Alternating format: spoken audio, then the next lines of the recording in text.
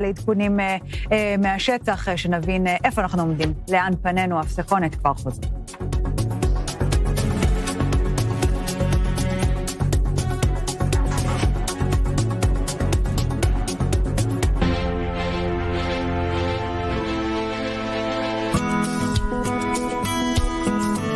אניס מטבחים בקרוב אצלכם.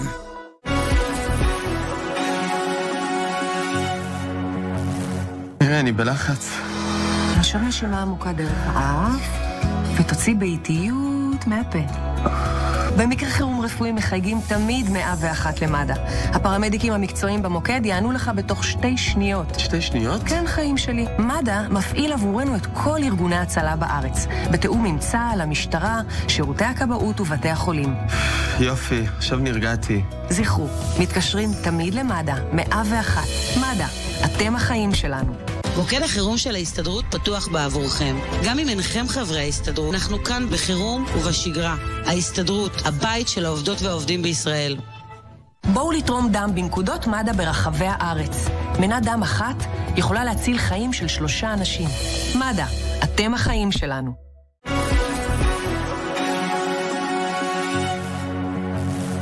לפני שעה קלה יצאו ישראל וארצות הברית למערכה משותפת.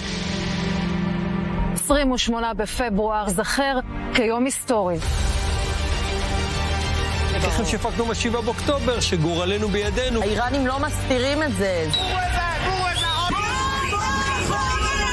עושים את מה שנעשה במגילה לפני יותר מ2000 שנה, תולים את ראש ציר הרשע.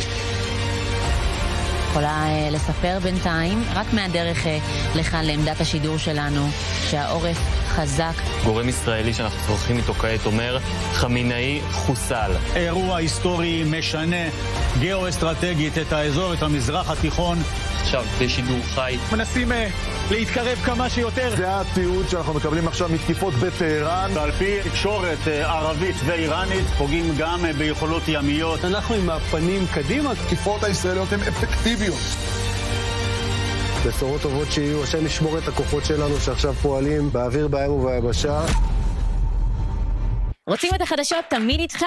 הכירו את אתר החדשות החדש של i24 News. באתר תוכלו למצוא את כל הכתבות, הרעיונות והשידורים החיים שלנו, והכל אצלכם בכיס בכל זמן שתרצו. אז למה אתם מחכים? הורידו עכשיו את יישומון i24 News. i24 News, אתר החדשות הכי ישראלי בעולם.